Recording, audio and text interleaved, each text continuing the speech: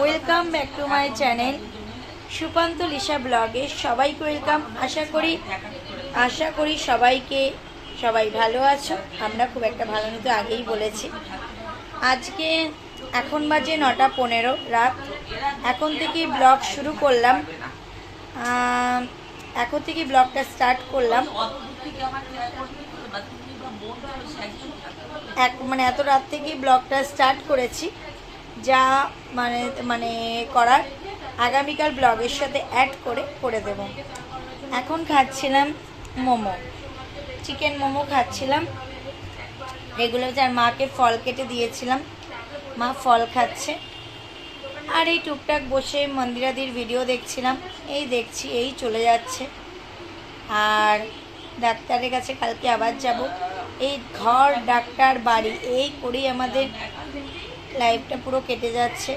এখন টেনশন হয়ে গেছে, মাকে যদি অ্যাডমিট করা হয় আমরা কিভাবে দুটো মানুষ থাকবো, এটাই হলো কথা। দেখো, সত্যি কথা বলতে বিয়ে হয়ে আসার থেকে কোনো দিনও তো একা থাকিনি। আজকে এবার হয়তো থাকতে হবে প্রথমবার।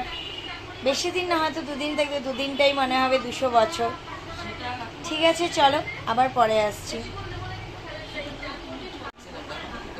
অনেকেই ভাবে আমরা নাটক করে ভিডিও ছাড়ি।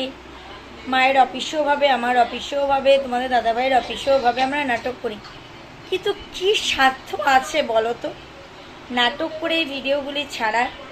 এত বড় রোগ নিয়ে, একটা অ্যাক্সিডেন্টের ভিডিও নিয়ে, একটা সেডিটনিক অ্যাটাক নিয়ে, একটা হাত শোল্ডার নিয়ে ভেঙে যাওয়া নিয়ে কী নাটক করবো বলো তো?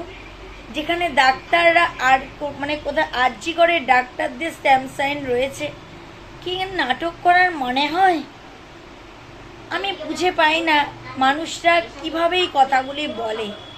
ডক্টরসকে চ্যালেঞ্জ করার আগে একবার নিজেদের যোগ্যতাটা কি বা নিজেদের জায়গাটাকে একবার বুঝে নেওয়া উচিত না? আমি প্রত্যেককে এই কথাটা বলছি। যদি আমার এই কথাটা ভুল হয়ে থাকে তোমরা আমাকে সংশোধন করে দিও যে দিদি ভাই তোমার কথাটা ভুল। আমরা বিগত বিশ্বাস করো 4 মাস ধরে যেইভাবে ভুগছি, আমরা জানি এই ভোগান্তিটা কেটে যাবে। তোমরা বিশ্বাস করো কি করো না আমি জানি না। আমি জানি যে এই 14ই মে বাবার কাজ হয়ে গেলে যে পেতাত্তা ঘোরে সেটা সম্পূর্ণভাবে আমাদের রিকভারি হয়ে যাবে। কিন্তু তোমরা কে ভূত পেত বিশ্বাস করো আমি জানি, কিন্তু আমাদের সাথে যা ঘটছে আমরা বুঝতে পারছি। কেউ রাত বিরেতে এসে কলিং বেল টিপে যাচ্ছে, কেউ দরজায় ধাক্কা মারছে, কেউ ঘুঙুর পরে নাচছে। এগুলি আমরা ফেস করছি। এটা পাবলিকলি বলতে গেলে পাবলিক ভাববে যে এটা পাগলের পোলাপ বকছে, কিন্তু আমরা এটা ফেস করছি। ফেস না করলে এই ধরনের কথা বলার কোনো সামর্থ্য আমাদের থাকতো না। বুঝতে পেরেছো তো? ঠিক আছে, চলো বন্ধুরা, আজকের মেনুতে রয়েছে ওই তেলাপিয়া মাছ। আমি সব ম্যারিনেট করে রেখেছিলাম, জেঠি এসে রান্না করে দিয়ে গেছিলো।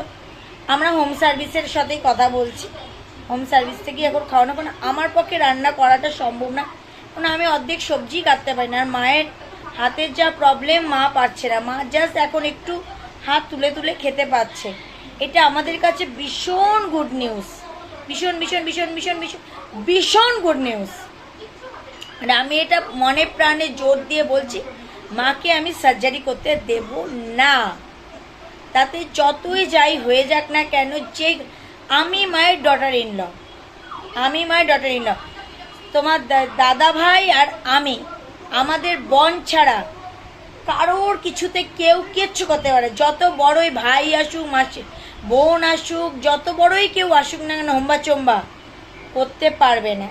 আমার এবং আমার হাজব্যান্ডের বাবার সময় আমি বন্ডে সাইন করেছিলাম, আইদার কেউ করেনি। আমি তোমাদের এটুকু বলে, ঠিক আছে চলো ভিডিওটা এখান থেকে কন্টিনিউ চলে যাক। আগামীকালের সাথে অ্যাডজাস্ট করে তোমাদের সাথে ভিডিওটা দিয়ে দেবো। হ্যালো বন্ধুরা, তোমরা সবাই একটু প্রে করো। বাবার কাজ 14ই মে, তোমরা সবাইকে আমি জানিয়েছি। তার আগে যেন মা সুস্থ হয়ে যায় এই প্রার্থনা তোমরা করো। এটুকুই বলবো, আর বেশি কিছু বলবো না। কারণ এরকম সিচুয়েশনের মধ্যে দিয়ে যেন কাউকে যেতে না হয়, সেটাই সবার জন্য ঠাকুরের কাছে প্রে করব। আমরা যে এখন সিচুয়েশনের মধ্যে দিয়ে যাচ্ছি না, কীভাবে যাচ্ছি আমরা 6টা মানুষ জানি। এই বাড়ির 3টে মানুষ, মা, দাদা ভাই, আমি। ওই বাড়ির 3টে মানুষ, বাবা, মা আর বোন। আদার্স সবাই কি বলতো গল্প শুনছে, আনন্দ নিচ্ছে, মজা নিচ্ছে, সবাই করছে। একটা কথা আমি বিশ্বাস করি, আমি আমার শ্বশুর মশাইয়ের বক্তব্য অনুযায়ী বলতে পারি, আজ তুমি হাসছো, কাল তুমি কাঁদবে। আজ তুমি মজা নিচ্ছ, কাল যে তোমার জীবনও এরকম ঘটবে না তার তো কোনো মানে নেই। আজ আমি এটা বিশ্বাস করি, আজ তুমি খুব হেসে খেলে চলছো, কাল যে তোমার জীবনে এরকম অঘটন ঘটবে না তার তো কোনো মানে নেই, তাই না বন্ধুরা? এটা আমার বাবা আমাকে শিখিয়ে গেছে। বাবা বলতে আমি শ্বশুরমশাইয়ের কথাই বলছি, অন্য কোনো কথা বলছি। আমার বাবা এই কথাটা বলে, আজ যাকে ছুঁড়ে ফেলে দিচ্ছিস কালই তাকে তোর প্রয়োজন হবে। তাই আমি মানুষকে ছুঁড়ে ফেলে দেওয়ার আগে না দুবার ভাবি। আজ আমার হাজব্যান্ড কিচ্ছু নেই, গুড ফর নাথিং, কাল সে যে মহা বড় কিছু হবে না তার কোনো গ্যারান্টি নেই। তাই আমি আজকে বলছি, আমি চাকরি করি তাও আমি বলছি, অনেকে লাঞ্ছনা, ঝাঁটা, লাথি খেয়েছি আজকে 2.5 বছর ধরে। 2.5 বছর ধরে লোকের কাছে লাঞ্ছনা, ঝাঁটা, লাথি খেয়েছি। ঠিক আছে বন্ধুরা, তোমরা প্রে করো বাবার কাজের আগে মা যেন সুস্থ হয়ে যায়, এটুকুই তোমাদের কাছে বলবো। Welcome back to my channel Sukanta Lisa ব্লগে সবাইকে ওয়েলকাম। আশা করি সবাই ভালো আছো, আমরাও মোটামুটি আছি। বিকজ মায়ের হাতটা একবার দেখাচ্ছে, মা ক্যামেরায় আসতে চাইছে না। কিছু কিছু সময় আমরা যেহেতু জব করি আমাদের আসতে হয়, না হলে কি আমাদের বসেরা ভাবে আমরা হয়তো এটাকে নিয়ে কোনো গসিপ করছি, নাটক করছি। এই যে মানুষটার এই অবস্থা তোমরা এর আগে কখনো দেখেছো? তাকে ফল কেটে দেওয়া হচ্ছে হাতে। একবার দেখো হাতটা, দেখাও হাতটা, দেখাও দেখাও। এই যে মানুষটাকে কি তোমরা কোনোদিন এইভাবে দেখেছো? দেখো না। তাহলে কি বলতে চাইছো যে সে পাগল? সে কি বদ্ধ উন্মাদ? নয়, সে ফ্রাস্ট্রেশনে ভুগছে। কি হতে চলেছে। তা যাই হোক, আজকে একটা নিশ্চিন্ত হলো, ডাক্তার বললো কোনো সার্জারির প্রয়োজন হবে না, ইঞ্জেকশনের মাধ্যমে ব্লাড দেওয়া হবে। ব্লাড দিয়ে হিমোগ্লোবিনটাকে মানে আয়রনটাকে বাড়াতে হবে। দেখো আমাদের মেন উৎসটাই হলো আয়রন। আয়রন ছাড়া আমরা কোনো মানুষই চলতে পারি না, কম আর বেশি। কিন্তু একদম লো লেভেলের যদি থাকে সেখানে দাঁড়িয়ে সেটাকে মানে পুরোপুরি করা, সেটা কিন্তু ব্যাগটা নাও, সেটাকে পুরোপুরি করা হয়তো 100% হবে না, বাট অন্তত 70% তো আমরা ট্রাই করতেই পারি। 70% তো ট্রাই করতে পারি যাতে তাকে সুস্থ করে রিকভারি করতে। আর সামনেই বাবার কাজ চলে, তাকে হয়তো কোনো কাজ করতে হবে না, বাট হ্যাঁ, কিন্তু তার মানসিক অবস্থার যা পরিণতি হয়েছে, তার উপরে হাতের এই এত বড় একটা ডিজিজ হয়েছে, যে কারণেই হোক, যেভাবেই হোক। ওই বলে না, আম খাবো, আমের কোন গাছের আম সেটা না খেলেই ভালো হয়। মানেটা হলো আমি আম খাচ্ছি, কোন গাছের আম সেটা আমার নাইবা চললেও চলবে। তোমরা যেটা দেখছো ভিডিওতে সেটার থেকে আপডেট পাচ্ছ, সব কিছুই পাচ্ছ। কিভাবে কি হলো সেটা না জানলেও আমার মনে হয় চলবে। আমি এটা বেশি প্রেফার করি। অনেক মানুষের অনেক রকম ধারণা থাকে, কিভাবে হলো, কোথায় পড়ে গেল, কি করে পড়লো, উনি তো একটা শক্ত সামর্থ্য মানুষ, পড়ে গেল। আরে বাবা, মানুষের অ্যাক্সিডেন্ট 57 বছরেও হতে পারে, 17 বছরেও হতে পারে, 7 বছরেও হতে পারে। এটা জাস্ট ফর একটা অ্যাক্সিডেন্ট। ওরা তো ব্যাগ দিয়েছে, ওকে পাঠায়নি। এটা জাস্ট ফর অ্যাক্সিডেন্ট প্রত্যেকটা মানুষের সাথে যখন তখন। আমি তোমাদের সাথে কথা বলছি, আমি যে জলের মধ্যে পা হড়কে পড়ে আমার পাটা ভেঙে যাবে না তার কিন্তু কোনো মানে নেই। এতগুলি কথা বলার একটাই মূল উদ্দেশ্য, কেউ তার শরীর খারাপ নিয়ে না নাটক করে না। কেউ কার ফ্যামিলি মেম্বারের শরীর খারাপ নিয়ে না নাটক করে না। এটা আমার মনে হয় যারা একটু রুচিশীল, একটু বুদ্ধি সম্পন্ন, তারা হয়তো এটা বুঝবে। ঠিক আছে, চলো বন্ধুরা, জেঠি এদিকে রান্না করছে। এই টমেটো নেই, টমেটো আছে তো? নেই। নি টমেটো চাই করবো।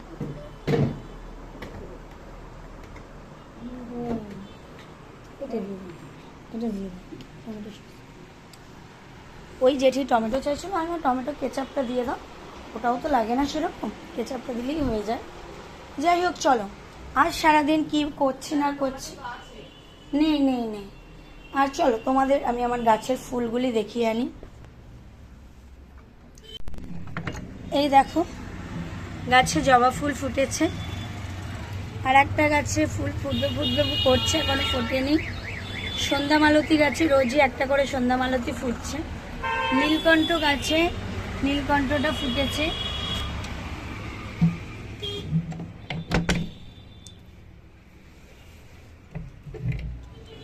আর এই দেখো কাঞ্চন গাছে কাঞ্চন ফুল ফুটেছে। টগর ফুলের কুড়ি এসেছে, বাট টগর ফুলটা আজকে ফোটেনি, আগামীকাল ফুটবে, তোমাদের সাথে দেখিয়ে নিলাম। ঠিক আছে, চলো বন্ধুরা, তোমাদের সাথে আবার দেখা করে। এই দেখো তোমাদের দাদাভাই চান করে কি পরবে সেটা রেখে দিয়েছি। আর বাইরে গেছিলো, জিন্সটাকে খুলে, ওকে হাজারো দিন বললে ও শুনবেও না, তাই বলাটা আমি এখন ছেড়েই দিয়েছি। ওই জন্য ও যা করে করুক গিয়ে, বুঝেছো তো? ও যা পারে, যা মনে হয় ও করুক। আর বলবো না যে তুমি এটা কেন এখানে রাখলে, ওটা কেন ওখানে রাখলে। ঠিক আছে, চলো বন্ধুরা, আবার পরে আসছি। এই যে আমার পতি পরমেশ্বর, আর এসছিলাম, মানে আমি ওই ঘরে একটু অভিমান করে শুয়েছিলাম, তা মা ডেকে আমাকে নিয়ে আসলো। আর একটু ভালো খবর আছে বলতে, মায়ের সার্জারিটা করতে হচ্ছে না, ওটা তোমার আয়রন ইঞ্জেকশন দিয়েই ওটা ভেতরে দিয়ে দেওয়া হবে। চলো তোমার দাদাভাইকে একবার দেখাই। দাদাভাই একটু আসো। চলে গেল, যেহেতু খালি গায়ে রয়েছে চলে গেল। ঠিক আছে, চলো পরে আসা যাবে। শুভ সন্ধ্যা বলা উচিত তার, এখন বাজে ঘড়িতে 9:45। উঠেছি অনেকক্ষণ, কাজের যেটি কাজকর্ম করে দিয়ে চলে গেছে। এই এখন একটু বসে টিভি দেখছি, খেলা হচ্ছে আরসিবি ভার্সেস কার হচ্ছে গো, চেন্নাই সুপার কিংস, এই খেলাটাই দেখছি। আর মা একটু বসে, খিদে পায় তো এখন, ক্যালসিয়ামের ওষুধ খায়, রুটি এইগুলি খাচ্ছে, এই যে রুটি এইসব খায়, রুটি তরকারি এগুলি খাচ্ছে। ঠিক আছে বন্ধুরা, রাতে কতটা আসতে পারবো কি পারবো না সেটার কোনো গ্যারান্টি দিতে পারছি না, কারণ বোঝই তো মন মানসিকতা মানুষের না থাকলে। আমরা সত্যি কথা বলতে এই হসপিটাল বাড়ি, আমি তো 2017 সাল থেকে হসপিটাল বাড়ি এই করে এসেছি। এখানেও আমার শ্বশুরমশাইরা 2013 সাল থেকে হসপিটাল বাড়ি। আমাদের জীবনে না এই ধাক্কাগুলি ভীষণ ভীষণ ভীষণ কষ্টকর। কিন্তু মুখে বলা অনেক সোজা, কিন্তু যারা এই ফেসগুলি করে না তারা বুঝতে পারে যে কতটা ক্রিটিক্যাল হয়। ডাক্তাররা যখন বলে যে আর কিছু করার নেই, এই নেই সেই নেই, তখন একমাত্র ভরসা থাকে ভগবান। এবং ডাক্তাররাও বলে যে ভগবান, ওই যে ভগবান, ডাক্তাররাও বলে যে তখন একমাত্র ভরসা হলো ভগবান। ঠিক আছে বন্ধুরা, চলো। আর হ্যাঁ, আজকের মতো ভিডিওটা আর কন্টিনিউ করবো না। রাতের মেনু হলো ইলিশ মাছের পাতলা ঝোল, সাদা আলুর তরকারি, রুটি রয়েছে আর ভাত। এই হলো আজকের মেনু। ঠিক আছে, চলো বন্ধুরা, আজকে ভালো থেকো, সুস্থ থেকো, সবাইকে এই কামনাই করি। ভিডিওটা বেশি বড় হচ্ছে না জানি, তার জন্য দিদিভাইকে প্রচুর গালাগালি খেতে হবে, কিন্তু হ্যাঁ চেষ্টা করবো আগামীকাল থেকে ভিডিওটাকে বড় করার। চলো টাটা, গুড নাইট সুইটিস, দেখা হচ্ছে আগামীকাল নতুন ব্লগে। আর এখন অবধি যারা আমার চ্যানেলটি সাবস্ক্রাইব করোনি তারা অতি অবশ্যই সাবস্ক্রাইব করে পাশে থাকা বেল বাটনটি প্রেস করে দেবে, যাতে আমার ভিডিও নোটিফিকেশান তোমাদের কাছে খুব তাড়াতাড়ি পৌঁছে যায়।